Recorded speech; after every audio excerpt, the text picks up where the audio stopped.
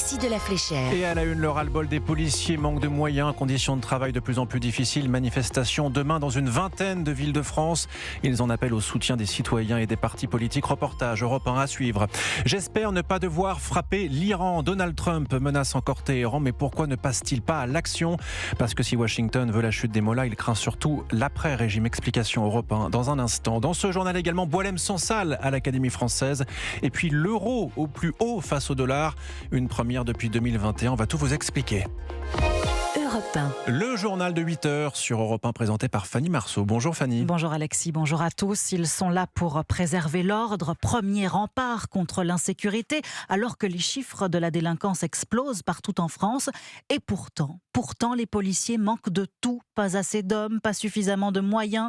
Le syndicat Alliance tire la sonnette d'alarme. Il appelle à une manifestation demain à partir de 11h dans une vingtaine de villes de France, d'Arras à Ajaccio, de Pau à Strasbourg, en passant par Paris, pour défendre une police respectée, protégée et mieux armée pour assurer ses missions. Reportage à Marseille du correspondant d'Europe 1, Stéphane Burgat. Un véhicule avec près de 260 000 km au compteur, ce n'est pas une épave abandonnée, mais bien une voiture de patrouille, dénonce le secrétaire départemental d'Alliance, Sébastien Graineron. Comment vous voulez chasser les narcotrafiquants, lutter contre les refus d'obtempérer quand vous avez des véhicules avec des sièges éventrés et qui affichent plus de 250 000 km au compteur. Nous avons des collègues qui travaillent au milieu des cafards, vous avez des sanitaires qui sont dans des états déplorables, on a des problèmes de chauffage, vous avez des plafonds qui s'effondrent avec des fuites d'eau. Les services d'enquête sont dépassés par l'afflux des dossiers, déplore Laurent. On ne peut pas avoir une réponse pénale pour des infractions et après le trafic de stupes ou la personne qui se fait arrêter pour un vol, elle n'est pas jugée de suite. Il va se dire c'est de l'impunité, je suis tranquille, je peux continuer. La police est en train de se mourir et par conséquent c'est la République qui se meurt. Et les premiers à faire les frais de ces manques de moyens, ce sont les victimes qui viennent déposer plainte, se désole Sabrina. On a des dossiers qui s'empilent sur les bureaux, c'est pas qu'on ne veut pas les traiter, c'est qu'on ne peut pas. Le grave, on essaie de le prioriser, mais ça passe entre les mailles du filet. Certains dossiers peuvent prendre même des années. C'est pourquoi ces policiers espèrent bien être rejoints par la population lors de ces manifestations. Marseille, Stéphane Burgat, Europe. L'appel du syndicat Alliance Police à une manifestation citoyenne et une pétition en ligne sur le site change.org. Une police considérée, c'est une France plus sûre, peut-on lire sur cette page qui a déjà recueilli près de 54 000 signatures. Et puis comprenez-vous la colère des policiers qui manifestent donc demain? C'est la question Europe 1 du jour. On vous la pose cette question aujourd'hui. Vous pouvez aller sur le site et l'application europe1.fr pour y répondre dès maintenant. Et pour l'heure, 98% des répondants assurent comprendre les raisons de cette manifestation. L'actualité, Fanny, l'actualité internationale et Donald Trump qui maintient ses menaces d'intervention militaire en Iran. Nous sommes forts et j'espère ne pas devoir utiliser cette force, c'est ce que dit en somme le président américain. En réponse, le régime des mollahs se dit prêt à une riposte écrasante tout en maintenant sa répression sanglante des manifestants. Au moins 30 000 morts depuis le début de la contestation fin décembre selon certaines sources. Et la question se pose ce matin, pourquoi Donald Trump fait pression et n'intervient pas? Bonjour William Molinier. Bonjour Fanny, bonjour à tous. Ce que vous nous expliquez ce matin William, c'est que si Washington souhaite ardemment la chute des mollahs, il est en réalité bien compliqué d'envisager l'après-régime. Ah oui, l'équation est complexe. Les Américains ne veulent pas entendre parler d'un retour des moudjahidines iraniens à l'étranger. Aucune figure n'émerge de façon légitime parmi la diaspora. En réalité, Washington rêve d'un renversement à l'intérieur du pouvoir, une sorte de révolution de palais. Les Américains savent que ce type d'opération ne se fait pas au son des canons. C'est un processus lent, sensible, risqué, surtout dans un pays où le pouvoir réprime dans le sang les opposants pour s'assurer de sa propre survie. Il faut pouvoir maintenir la pression de la rue, bloquer économiquement le pays sans l'asphyxier. Le scénario catastrophe, en fait, pour les Américains, ce serait de voir le peuple iranien resserrer les rangs avec le régime.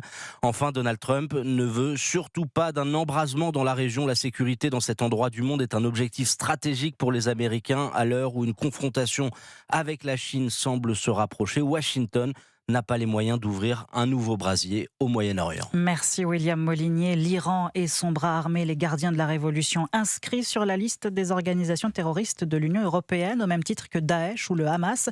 Décision prise hier et jugée illogique, irresponsable et malveillante par le régime iranien. Une provocation pour Alger, une fierté pour Paris. Boualem Sansal, élu hier après-midi à l'Académie française. Dès le premier tour, avec 25 voix sur 26, plus de 2 mois après sa libération des geôles épaules algériennes. L'écrivain franco-algérien de 81 ans devient le 746e immortel, une élection qui vient couronner son combat et son talent littéraire, selon Arnaud Benedetti, fondateur du comité de soutien international à Boualem Sansal, qui a été créé lors de son incarcération. Boualem Sansal, c'est un écrivain du courage depuis 1999, depuis la parution de son premier roman, Le Serment des barbares, qui est un livre qui explique l'évolution de la société algérienne et des mensonges parfois qui sont au fondement du pouvoir algérien. Et il dit quelque part, de toute façon, j'ai enfilé l'écriture comme une tenue de combat. Donc c'est ce combattant qui est récompensé en rentrant à l'Académie